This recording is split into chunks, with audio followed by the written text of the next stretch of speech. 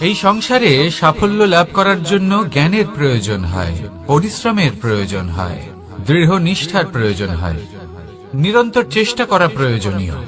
কিন্তু আরো কিছু আছে যা অত্যন্ত প্রয়োজনীয় এবং গুরুত্বপূর্ণ। তা হলো ভালো বন্ধু। তাদের থাকা অত্যন্ত প্রয়োজনীয়। যদি ভালো বন্ধু থাকে তাহলে সময় এলে তারা ঢাল হয়ে আপনাকে সুরক্ষা করবেন। সময় এলে অস্ত্রের মতো শত্রুকে সংহারও করবেন। যদি তিনি জ্ঞানী হন, তাদের মধ্যে সদ্গুণ থাকে, তাহলে এই সব গুণ আপনার মধ্যেও প্রবেশ করবে। তাহলে সাফল্যের জন্য ভালো বন্ধু পাওয়া অত্যন্ত প্রয়োজনীয়। কিন্তু শুধু বন্ধু কেন, ভালো শত্রুও থাকা প্রয়োজনীয়। এবার আপনি ভাববেন, আমি কি বললাম? যদি আপনার জীবনেও ভালো অর্থাৎ শক্তিশালী শত্রু থাকে, তাহলে আপনিও শক্তিশালী হতে থাকবেন। এই শত্রু আপনাকে প্রেরিত করবে আরো বেশি শক্তিশালী হয়ে ওঠার। কখনো কোনো হরিণকে দেখুন, তীব্র গতিতে দৌড়তে থাকে। কেন তীব্র গতিতে দৌড়য়? এই কারণে নয় যে কোথাও তার জন্য মধুর ঘাস অপেক্ষা করে রয়েছে, না। সে এই কারণে তীব্র গতিতে দৌড়য় কারণ সেটা না করলে তার পেছনে একটি সিংহ আছে যে ওকে নিজের ভোজন করে ফেলবে। তাই জীবনে বিপদ, সংকট, এই সবকিছুও হলো অত্যন্ত গুরুত্বপূর্ণ। তার সম্মুখীন হতে শিখুন আর আমার সাথে ভালোবেসে বলুন, রাধা রাধা।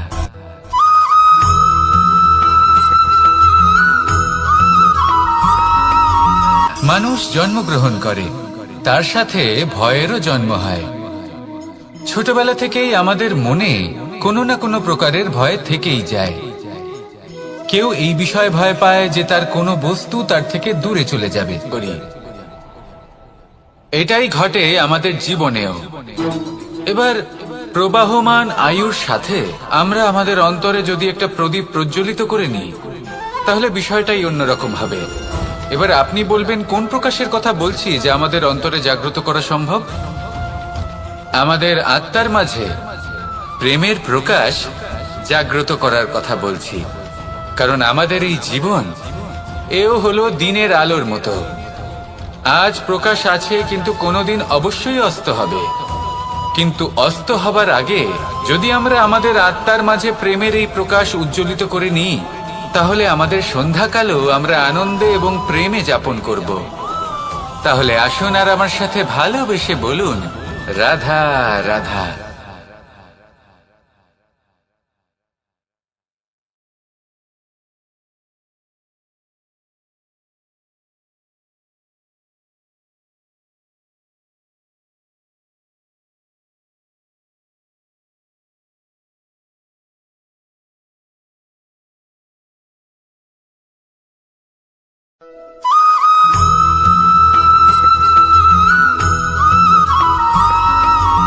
আমাদের শরীর প্রকৃতির সর্বশ্রেষ্ঠ রচনা। যে অঙ্গ প্রত্যঙ্গ আমরা লাভ করেছি, প্রত্যেকটির মধ্যে একটি নিজস্ব বার্তা রয়েছে। একটু ভেবে দেখুন, দুটি চোখ দিয়েছে দেখার জন্য, দুটি কান দিয়েছে শোনার জন্য, নাসিকাও আছে দুটি, দুটি হাত দিয়েছে দ্বিগুণ পরিশ্রম করার জন্য। কিন্তু জীব শুধুমাত্র একটি। তার উপরেও তীক্ষ্ণ বলিষ্ঠ দাঁত দিয়েছে তার রক্ষার জন্য। কখনো ভেবে দেখেছেন কেন?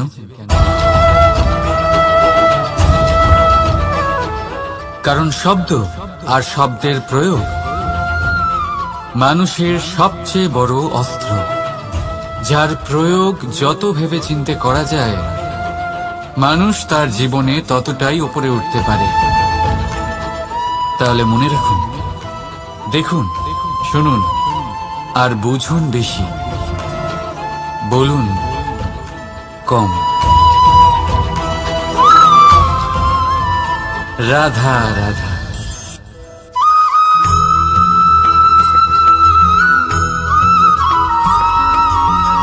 যখন আমরা কোনো বনে প্রবেশ করি, তখন এই সবুজ ঘাস দেখে, এই কোমল ঘাস দেখে আমাদের মন প্রফুল্ল হয়ে ওঠে। ভিন্ন ভিন্ন প্রজাতির ফুল, ভিন্ন ভিন্ন রঙের ফুল দেখে এই মন আনন্দে ভরে ওঠে। এখানে শিশুরা আনন্দ লাভ করে, বড়রা ভোজন গ্রহণ করেন, কথাবার্তা বলেন, হাঁটাহাঁটি করে বেড়ান।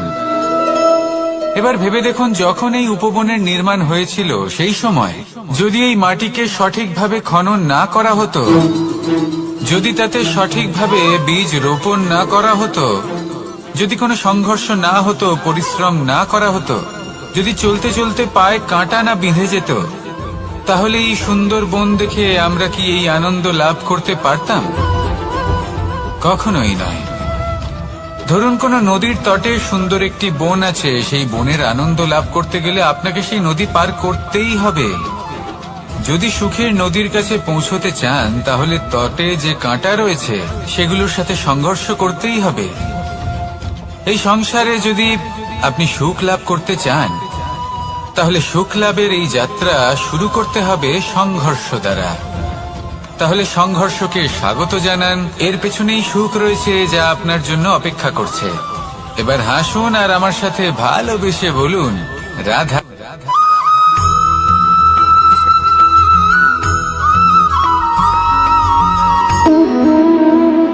সম্পর্ক হলো আমাদের জীবনের একটি আধার। কিছু সম্পর্ক এমন যা আমরা জন্মসূত্রে লাভ করি, যেমন পরিবার, মা, বাবা। কিছু সম্পর্ক আছে যা আমরা জীবনে অর্জন করে থাকি, তা সে প্রেমের হোক, স্নেহের হোক বা বন্ধুত্বের। এই সকল সম্পর্ক লাভ করার বা গড়ে তোলার 5টি ধাপ রয়েছে। প্রথম ধাপ, কোনো ব্যক্তির সাথে আলাপ হওয়া, তার সাথে কথা বলা বা তাকে দেখা। দ্বিতীয় ধাপ, সে ব্যক্তিকে আমাদের ভালো লাগা। তৃতীয় ধাপ, আমাদের এটা চাইতে শুরু করা যে জীবনে এই ব্যক্তি যেন আমাদের বন্ধু হন, আমাদের জীবনে থাকেন, বা আমাদের কাউকে ভালোবেসে ফেলা। আর এটা আমাদের ভাবা বা চাওয়া যে সেই ব্যক্তি যেন আজীবন আমার সাথে থাকেন, আমার জীবনে আমার সাথী হয়ে। চতুর্থ ধাপ, লাভ করা। এবার এই ধাপটি অনেক মানুষের পক্ষেই খুবই সরল হয়, বড়ই সরল ভাবে নিজেদের সঙ্গীকে লাভ করে থাকেন। কিছু মানুষের জন্য এই ধাপ অত্যন্ত কঠিন হয়ে থাকে। অনেক প্রতিকূল পরিস্থিতির উপর জয়লাভ করে তারা সঙ্গীকে লাভ করেন, কিন্তু লাভ অবশ্যই করেন। এরপরে আসে পঞ্চম, অন্তিম এবং সব থেকে গুরুত্বপূর্ণ ধাপ। সেটা হলো সেই সম্পর্ক পালন করা। এটা হলো এমন এক বিষয় যা প্রত্যেক মানুষের শেখা উচিত। যদি ব্যক্তি নিজের জীবনে সম্পর্ক রক্ষা করতে শিখে যান, তবে প্রত্যেক সম্পর্ক তার জীবনকে স্বর্গ করে তুলবে। আসুন আর আমার সাথে ভালোবেসে বলুন, রাধা রাধা।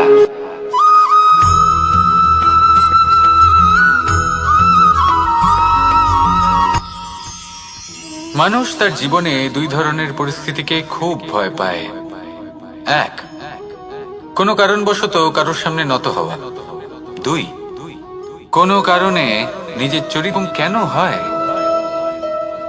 এটা তখনই হয় যখন আমাদের শিক্ষা এবং মূল্যবোধের অভাব থাকে। যদি মানুষের মধ্যে প্রকৃত শিক্ষা থাকে, তাহলে এই সংসারে কোনো সময় এবং কারোর সামনেই নত হওয়ার কোনো প্রয়োজন নেই। যদি মানুষের মধ্যে মূল্যবোধ থাকে, তাহলে তাকে নিজের মূল্যবোধ বা চরিত্র থেকে বিচ্যুত হতে হয় না, তা সে যাই হয়ে যাক না কেন। কোনো বালককে যদি জন্ম থেকেই সুশিক্ষার অধিকারী করা হয়, শিক্ষিত করা হয়, মূল্যবোধের অধিকারী করা হয়, তবে সে এই সংসারে এমন কর্ম করবে যাতে সে নিজেকে, নিজের পরিবারকে, সমগ্র সমাজকে গর্বিত করতে পারে। শিক্ষা লাভ করুন, মূল্যবোধ লাভ করুন এবং আমার সাথে ভালোবেসে বলুন, রাধা রাধা।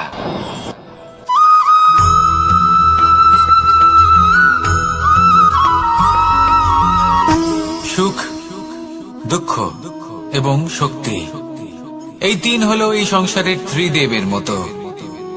আমাদের জীবনে যা কিছু ঘটছে এই তিনটির ভিত্তির উপরেই হচ্ছে। আসলে এই সংসারের একটা নিয়ম আছে, যখনই আপনি কিছু লাভ করেন, এই সংসার আপনার পরীক্ষা নেয়। এটা জানার জন্য আপনার পরীক্ষা নেয় যে আপনি যা কিছুই লাভ করেছেন আপনি কি আদৌ সেটার যোগ্য কিনা। ঠিক সেইভাবেই এই সুখ, দুঃখ এবং শক্তি আপনার পরীক্ষা নিয়ে থাকে।